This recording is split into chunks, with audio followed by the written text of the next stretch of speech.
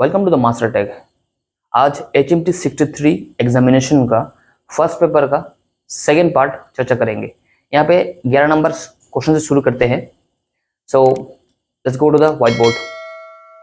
Okay, so recording start again. 11 number है graphical picture that represents an object like file, folder etcetera are. इन सबको क्या बोलते हैं? जो ग्राफिकल पिक्चर कंप्यूटर जैसे ओपन करते हैं, पहले वहाँ पे फोल्डर का कोई ना कोई एक फ़ोटो दिखाई देगा, उसी के ऊपर हम क्लिक करते तभी फोल्डर ओपन होता है। ओके, या माई कंप्यूटर लिखा रहता है कहीं पे, या कहीं पे इंटरनेट एक्सप्लोरर लिखा रहता है। ठीक है, फायरफॉक्स लिखा रहता है, एक फ़ोटो जैसा लिखा रहता है, छोटा सा दिखाई देता है।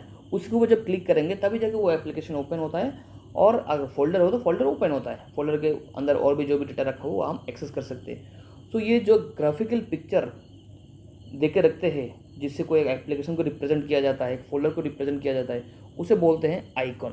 उसका नाम क्या है? आइकॉन। ओके, सो अभी हम देखते हैं next, what is the core tone. अपना कोर टोन क्या है ये में के? सो ये लिली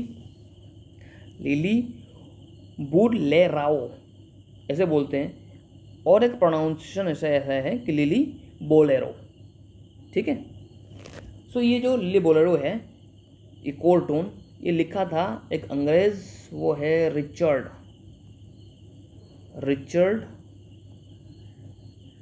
टॉलबोट।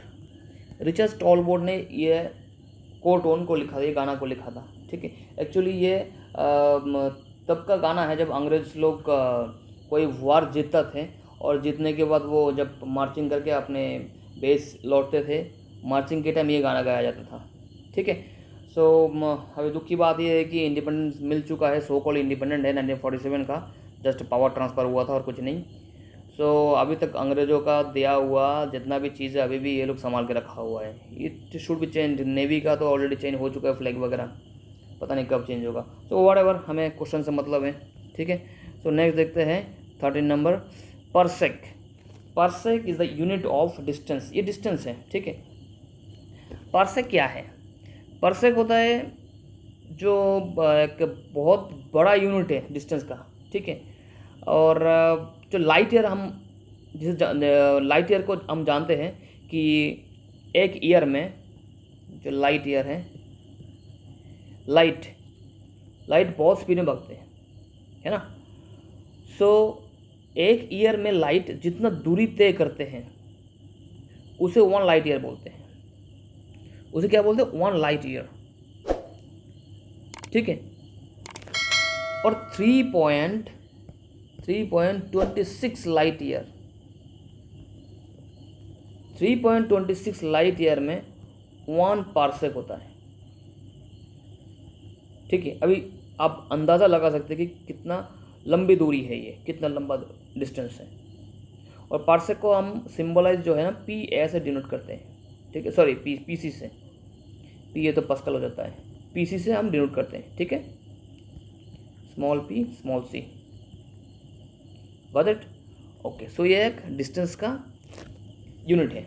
तो अब देखिए, यूनिट के ऊपर भी बहुत सारे क्वेश्चन आ रहा है, बहुत सारा मीन्स 3-4 तो आ रहा है 50 में से, बट 2 और 3 के बीच में ये डिफर करते रहता है। ठीक है, ओके, नेक्स्ट क्वेश्चन देखते हैं, find the roots of the quadratic equation. ये 6x² है। ठीक है, -x -2 = 0। सिंपल सी हिसाब है, यहाँ पे आपको मिडिल टर्म फैक्टर बनाना है। ठीक है, ज़्यादा कुछ है नहीं इसमें। मैं तो देखिए, कोई इशू नहीं है, ये दोनों को गुना करो। ठीक है, ये दोनों को गुना कर दो, कितना आने वाला है? 12। और ये माइनस करके ही आपको कार्रवाई करना है, क्योंकि यहाँ पे माइनस है, यहाँ पे प्लस है, plus into minus minus, so it's -12। That means आपको माइनस करके यहाँ पे जो टर्म है मिडिल वाला, उसी को हमें पार्ट करना है। ठीक है, सो देखिए यहाँ पे -1 है, ये 1 है इसका, x के पहले। सो ये आता है कि 4 × 3 इस प्रकार, और 4 - 3 करो, आपको मिल जाएगा 1। ठीक है, सो मैं डायरेक्ट फेंक रहा हूँ यहाँ पे। सो क्या लिख सकते हैं कि 6x² - 4x + 3x - 2 = 0 लिख सकते हैं, कोई इशू नहीं है। ओके, सो फिर आएगा 2x कॉमन ले लो, 3x बच जाएगा यहाँ से, और यहाँ पे क्या बच जाएगा 2 प्लस 1 चला जाएगा, कॉमन ले लो 3x माइनस 2, सेम है ना, देखो एक कॉमन आ रहा है यहाँ पे। हाँ, सो राइट नाउ 2x प्लस 1, और जब कॉमन ले चुके हो 0, सो ये जब दोनों मल्टीप्लाई करके 0 आए दैट मीन्स ये इक्वल टू 0 होगा, अदरवाइज ये इक्वल टू 0 है ना। So 2x plus 1 equal to 0, so x equal to क्या लिख सकते हैं -1/2, और दूसरा x इक्वल टू इसको अगर हम 0 से इक्वल टू करेंगे 3x माइनस 2 इक्वल टू 0, सो आएगा 2/3। सिंपल थी ना भाई साहब। सो आंसर कौन सा होने वाला है, एक है 2/3 और एक -हाफ। -हाफ कहाँ दिखाई दे रहा है, यहाँ पे B number, was it okay.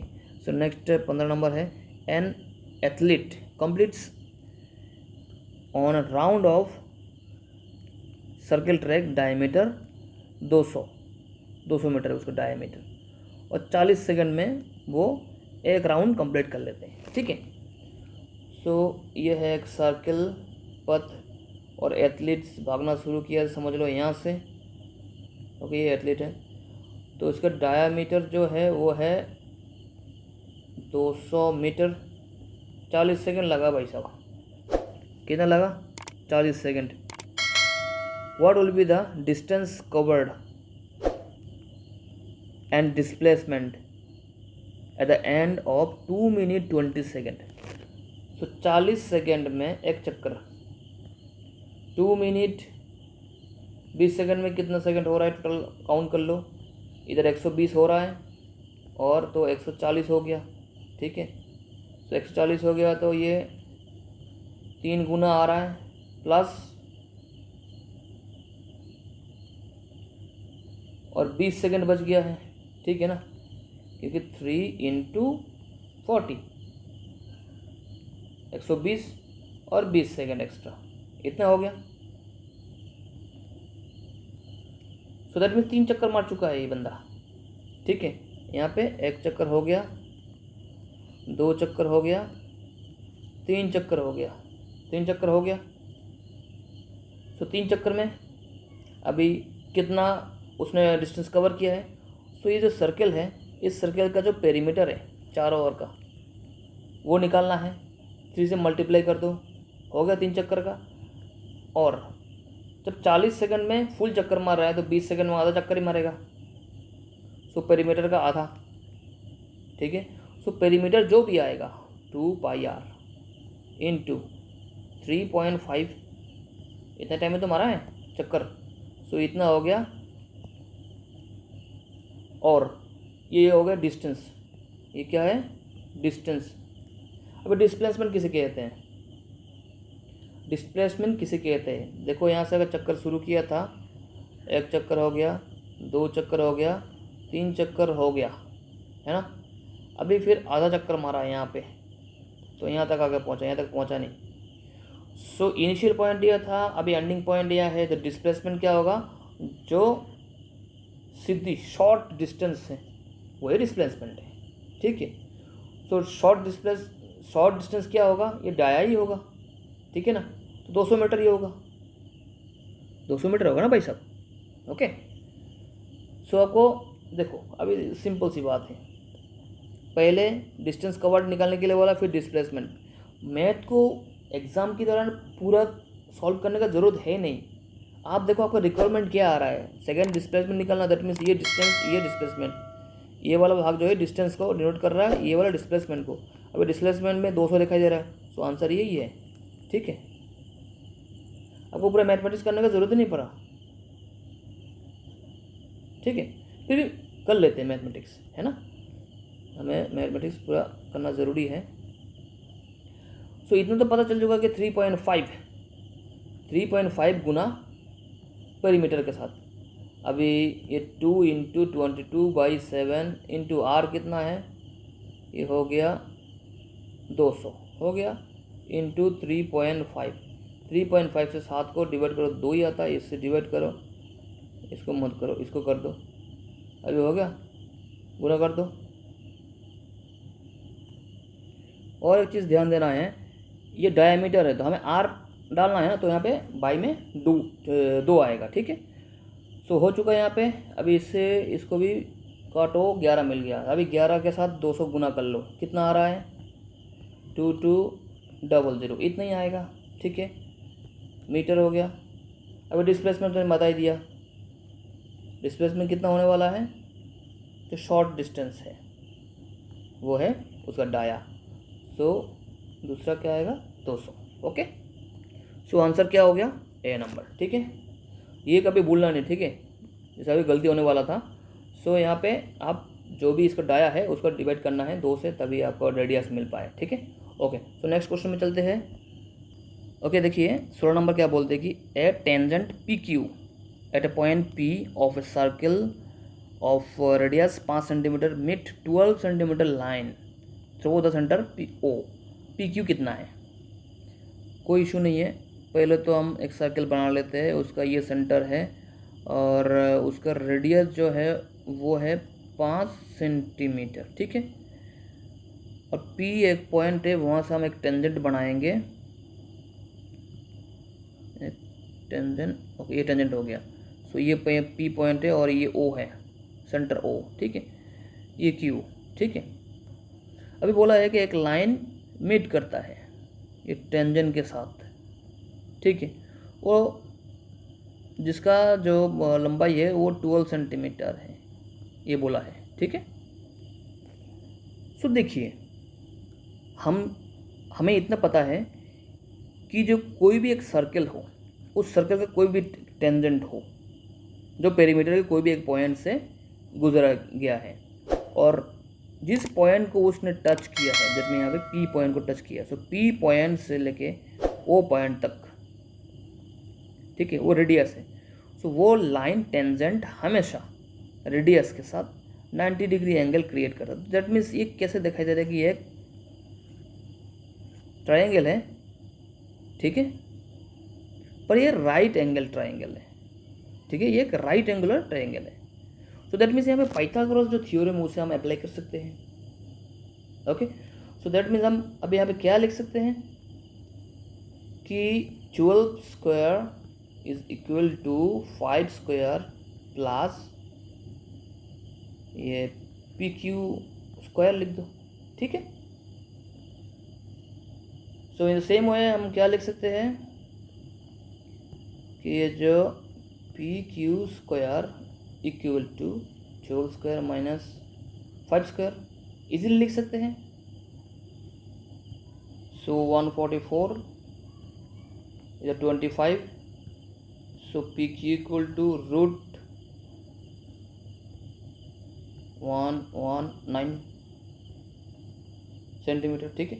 आप चाहे तो ये रूट को आप सिंप्लीफाई कर सकते हैं, ठीक है। सो ये आंसर है। सो यहाँ पे answer C number, okay.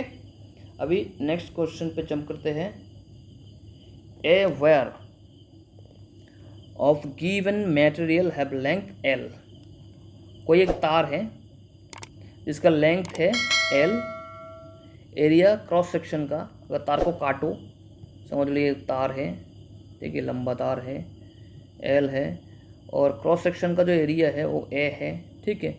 Has a resistance of 4 ohm, 4 ohm का रेसिस्टेंस है। What will be the resistance of another wire, same ऐसे एक वायर है और जिसका लेंथ जो है ना इससे आधा है, इसका आधा है और इसका दुगना है एरिया, ज़्यादा हो गया, समझ लो ऐसा, हाँ, L/2 है, ठीक है, हाफ लेंथ बोला तो L/2 होगा और ये 2A है। अभी इसका जो रेसिस्टेंस है वो कितना है ये निकालो, ठीक है। सो देखिए सोल्यूशन सिंपल है। अभी इसी के साथ इसी का रिलेशन है ना, सो हम इधर इसी में से फर्स्ट में से ही इसी को निकालेंगे, ठीक है। दसी देखिए हमें जो R से डिनोट करते हैं रेजिस्टेंस को, उसका फॉर्मूला क्या है कि रो मीन्स रेजिस्टिविटी जिसको बोलते हैं, इंटू एल लेंथ कितना है divided by cross section area कितना है, ठीक है। ये है रेजिस्टेंस और हमें पहले वाला जो वायर है उसका रेजिस्टेंस कितना दे के रखा है 4 ओहम, ठीक है, ये ऑलरेडी दे के रखा है। सो अभी दूसरा वाला जो तार है उसको हम R डैश उसका जो रेजिस्टेंस है आर डैश मान लेते हैं, सो सेम उसके लिए रेजिस्टिविटी सेम ही रहेगा। सो एल डैश और ए वी डैश मारते हैं, ठीक है। अभी इसके लिए जो हम एल डैश माने हैं वो कितना है, एल बाई 2 है ना, इधर ऐसे बाई देते हैं। और ए डैश जो है वो क्या है, ए डैश जो है वो 2a है, ठीक है। अभी यहाँ पे देखते हैं रो इंटू एल लिख सकते हैं हम इजीली, और ये जो हाफ है नीचे आ रहा है 4 इंटू ए हो जाएगा, ठीक है, कोई प्रॉब्लम नहीं है यहाँ पे। सो अभी देखो ये जो हिस्सा है और ये जो हिस्सा है देखने में सेम है, सो हम क्या लिख सकते हैं कि यहाँ पे r/4 लिख सकते हैं कि नहीं, ओके, r/4 लिख सकते हैं। और r का वैल्यू कितना है 4 ओहम, सो 4/4 काट दो, एक ही बचा है 1 ओहम। सो दैट मीन्स इसका जो रेजिस्टेंस वो कितना होगा 1 ओहम, ठीक है, ओके। अभी नेक्स्ट चलते हैं, कंप्यूटर वायरस। ये सबको पता है, ये सॉफ्टवेयर है। देखिए कंप्यूटर वायरस है क्या चीज़, ये आप कुछ ऐसे समझ रहे हो कि हाँ वायरल फीवर हो गया, वायरस अटैक हो गया, ऐसा कुछ भी नहीं है। कंप्यूटर में यूज़ होने वाला हर एक चीज़ एक एप्लीकेशन टाइप है, उसमें बहुत सारे इंस्ट्रक्शन एक के बाद एक लिखा गया है और एक सॉफ्टवेयर बनाया गया है। और वो सॉफ्टवेयर ऐसे बनाया गया है, ऐसे डिज़ाइन किया गया है कि हाँ ये सिर्फ स्प्रेड होते रहेगा, वायरस जैसे स्प्रेड होते हैं ना, एक जगह से चारों ओर स्प्रेड होते रहेगा। अभी कहाँ स्प्रेड होगा, जितने टाइप का इलेक्ट्रॉनिक्स डिवाइस है जहाँ पे डेटा उस डिवाइस को कंट्रोल करते हैं वहाँ पे वो स्प्रेड होगा। That means host to host ये स्प्रेड होता रहेगा और रिप्लिकेट होता रहेगा। रिप्लिकेट मीन्स अभी जिस होस्ट में गया है वहाँ पे वो समझ लो ये कंप्यूटर है, यहाँ से दूसरे कंप्यूटर में ब्लूटूथ या वाईफाई के थ्रू या कोई पेन ड्राइव डाल दिया, उसी के थ्रू वायरस पहुँच गया यहाँ पे, ठीक है। और यहाँ पे जब पहुँचे तो पहले एक सॉफ्टवेयर था ना, ये ऑटोमेटिकली दुगना हो जाएगा, तिगना हो जाएगा, फिर बढ़ता रहेगा, ठीक है। सो ये रिप्लिकेट होते रहते हैं, ओके। और इसका काम क्या है कि आपका जो डेटा है वो डेटा को करप्ट कर देना, सिस्टम को ख़राब कर देना, हार्म पहुंचाना, ठीक है। सो सिंपल सी हिसाब से डैमेज क्रिएट करना। सो ये एक सॉफ्टवेयर है, ठीक है। नेक्स्ट है how many version of core song. 2 version है,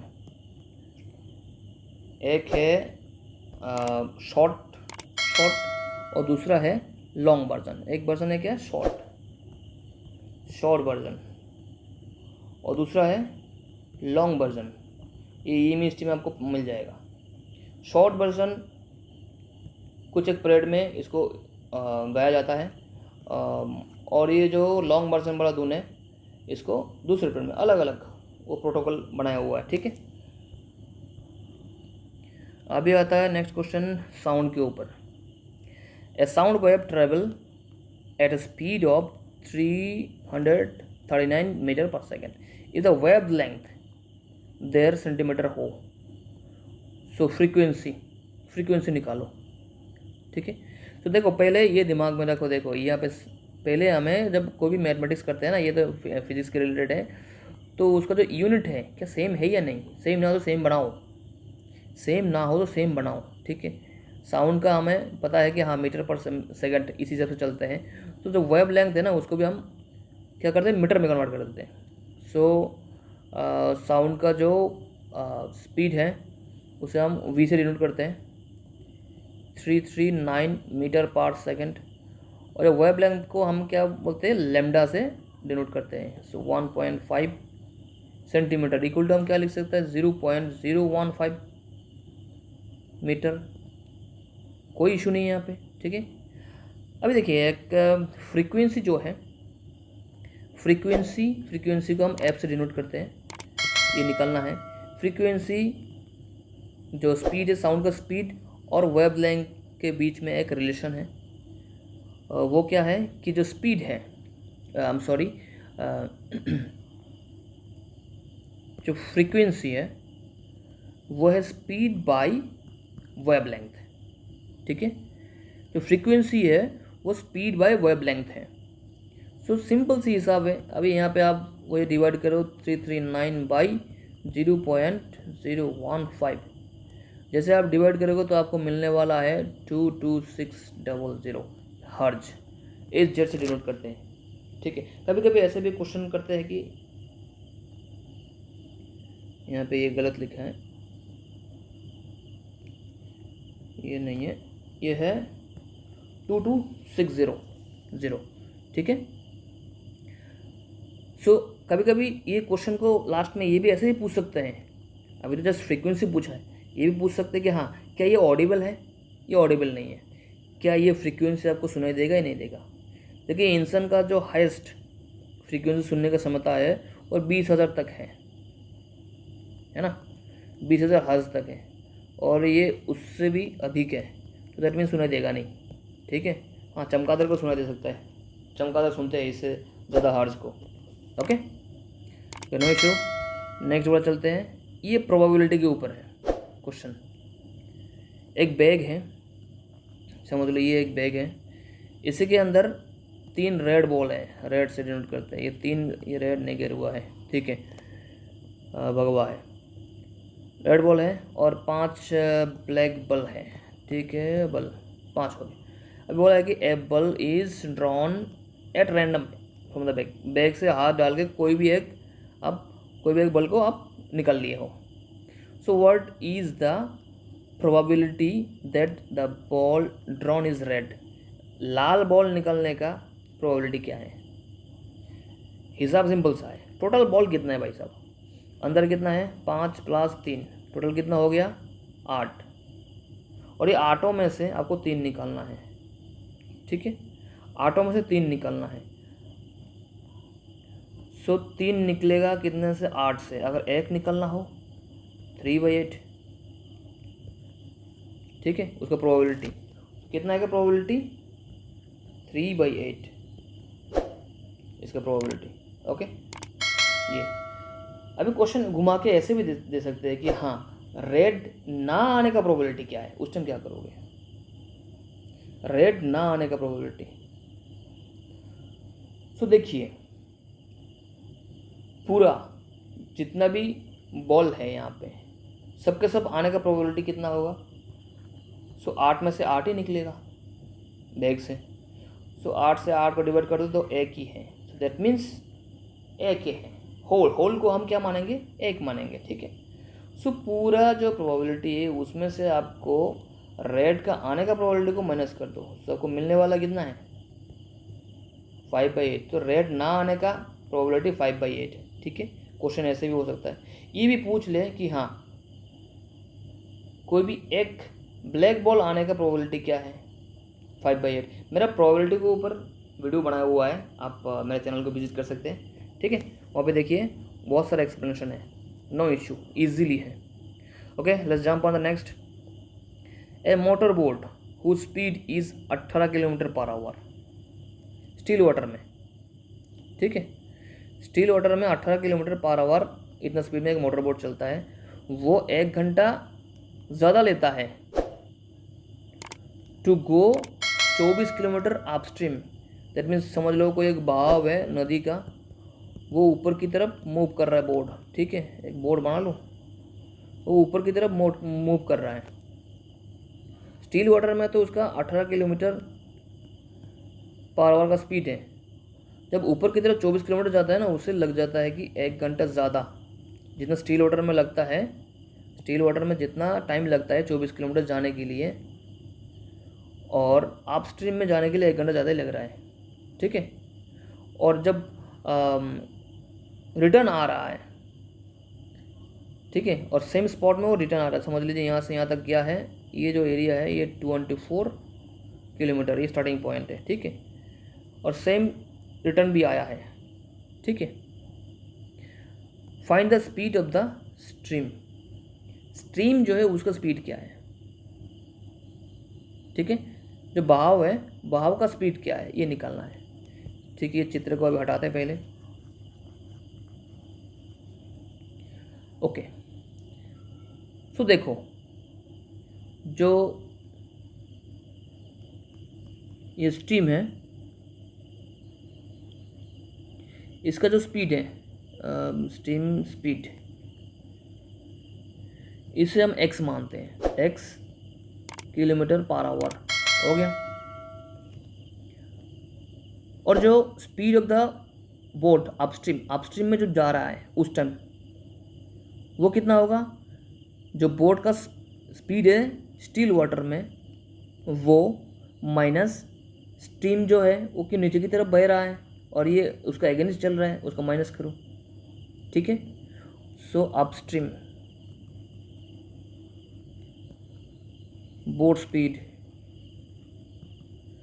अपस्ट्रीम में बोट का स्पीड कितना होगा, सो 18 माइनस एक्स होगा, क्योंकि स्ट्रीम का स्पीड हमने एक्स मान लिया है और स्टील वाटर में तो 18 किलोमीटर है। सो इतना किलोमीटर पर आवर, कोई डाउट नहीं इसमें, ठीक है। अभी डाउन स्ट्रीम में बोट का जो स्पीड है उसमें कोई इशू नहीं है, प्लस कर दो, कोई इशू नहीं है, ओके।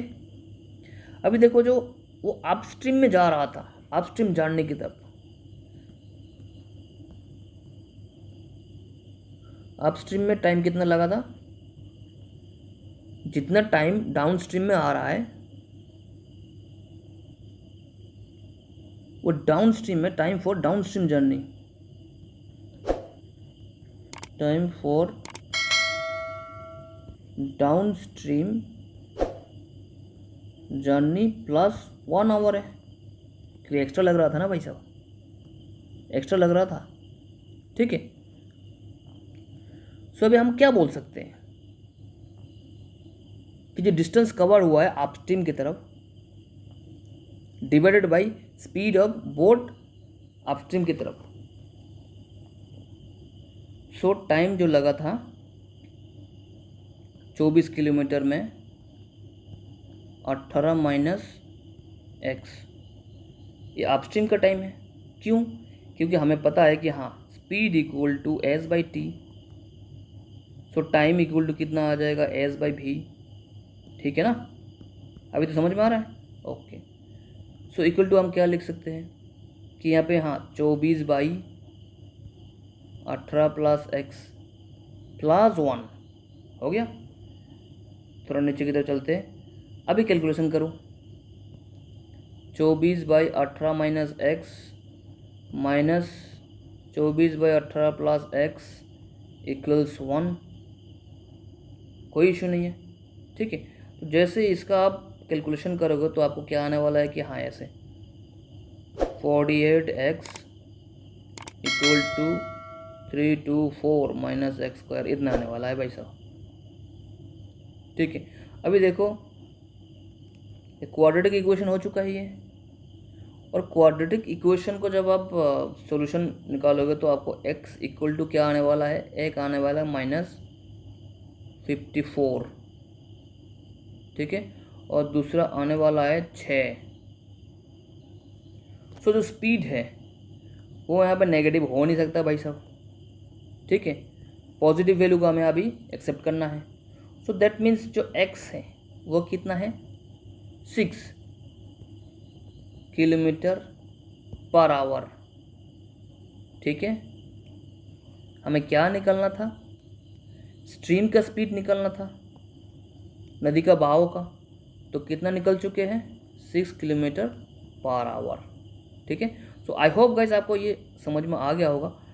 यहाँ पे ये जो फॉर्मूला है इसको दिमाग में रखना है, इससे हमें जो अपस्ट्रीम का स्पीड है वो निकालना है, डाउन स्ट्रीम का, और ये जो टाइम है अपस्ट्रीम में कितना टाइम लगेगा, डाउन स्ट्रीम में कितना टाइम लगेगा, क्योंकि ये क्वेश्चन के हिसाब से दिया हुआ है ना, 1 आवर मोर लग रहा था, है ना। जस्ट अप्लाई दे कि जो टाइम है दोनों का टाइम +1 कर दो, फिर क्वाड्रेटिक इक्वेशन के थ्रू आपको निकलना है ये, ठीक है। सो आज यहाँ तक, क्योंकि वीडियो ज़्यादा लेंथी हो रहा है, दैट्स वाई। आई होप आप लोगों को जितना भी क्वेश्चंस मैंने एक्सप्लेन किया है सब समझ में आ गया होगा। फिर भी कोई भी क्वेश्चन में अगर प्रॉब्लम है सो नो इशू, तुरंत कमेंट करो, रेजोल्यूशन दोबारा निकल जाएगा, दोबारा एक नया वीडियो में अच्छी तरह से हम इसको एक्सप्लेन करेंगे। अगर समझ में नहीं आ रहा हो तो कमेंट करो, ताकि कोई एनिमेशन के थ्रू मैं समझा पाऊँ। बहुत सारा रास्ता है, कोई इशू नहीं है। ओके, एट लास्ट मैं ये बोलना चाह रहा हूँ कि हाँ, अगर वीडियो आपको अच्छा लगे तो लाइक बटन हिट कीजिएगा, इसे शेयर कीजिएगा ज़रूर, ठीक है। और चैनल को सब्सक्राइब जरूर कीजिएगा ताकि नया नया वीडियो जो भी अपलोड करते हैं वो सब आपको मिलता रहे, ठीक है। तो एट लास्ट, जय हिंद।